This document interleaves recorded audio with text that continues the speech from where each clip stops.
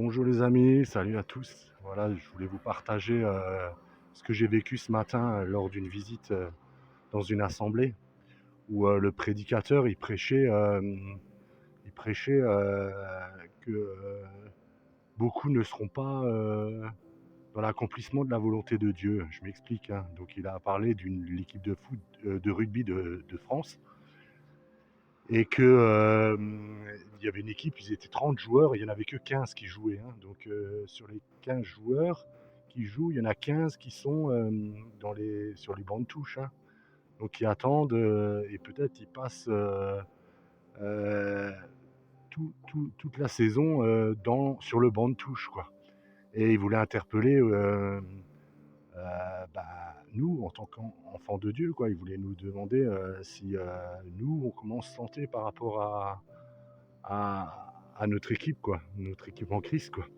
Et à la fin du culte, voilà, il a proposé aux gens de prier pour eux, pour, pas uniquement pour la reconnaissance qu'ils appartiennent bien à Christ et que ils ont des choses encore à lâcher et ainsi de suite.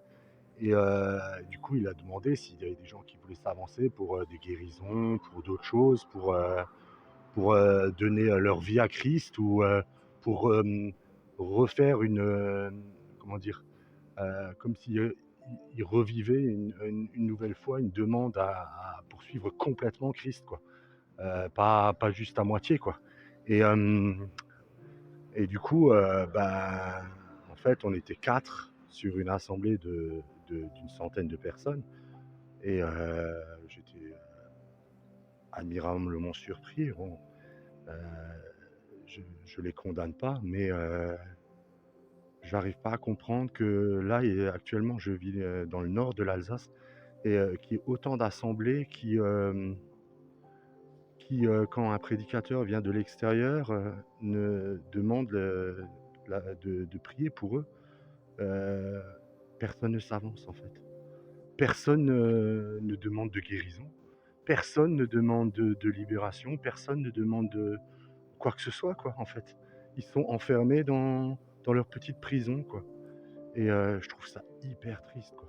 Ça m'a bouleversé de voir que sur 100, plus de 100 personnes, on était juste 4. Et encore, moi, j'étais pas de cette assemblée, donc il y avait moi et mon épouse. On a demandé la prière parce qu'on rencontre des difficultés dans notre couple et dans notre famille. Il y a eu beaucoup de choses qui se sont passées ces derniers temps, mais Dieu est bon et Dieu est fidèle et il attend rien de nous.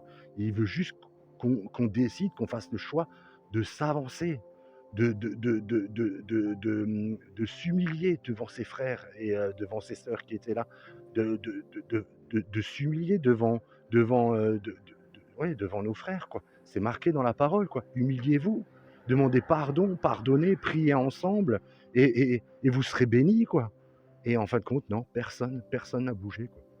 Donc vraiment, j'étais bouleversé. Voilà. Et ben, je vais prier pour ces personnes-là parce que ils ont besoin de que Jésus vienne les visiter encore dans les prochains temps, cette nuit ou n'importe quand, qui vienne transpirer son amour pour eux. Il a versé son sang pour tout le monde, pour toutes ces personnes, qu'elles soient âgées, moins âgées, même si on est 70 ans dans la foi et qu'on n'a jamais osé s'avancer. Moi, je prie pour que vous fassiez le premier pas. Je prie que le Seigneur vous donne le courage, la force, la puissance de vous avancer et d'aller vers les autres et d'accepter de se soumettre, d'accepter de... C'est pas une soumission, c'est d'accepter de faire ce que Jésus a demandé, tout simplement. Des choses simples, priez les uns pour les autres, aimez-vous les uns les autres. Voilà, c'est ça mon message pour vous. Et je prie aussi pour les gens qui n'étaient pas là ce matin, hein, d'autres personnes qui sont encore enfermées dans leurs pensées, en fait. C'est leurs pensées négatives, des choses qu'ils ont vécues dans leur vie. Et beaucoup de souffrance, tout le monde a vécu beaucoup de souffrance. Mais aussi dans nos pensées. Souvent, c'est nos pensées qui nous ont fait souffrir, plus que les personnes. Moi, dans mon cas, c'est comme ça que je le vis, quoi. Actuellement, avec le Seigneur, je travaille et je me rends compte que c'est mes pensées qui m'ont empêché de vivre plus proche de Dieu et plus proche de son amour. Voilà. Et je voulais juste vous dire ça, voilà. Je vous aime et puis, je continue à prier pour vous et je continue à partager des choses encore, qui m'ont touché dans mon cœur, voilà.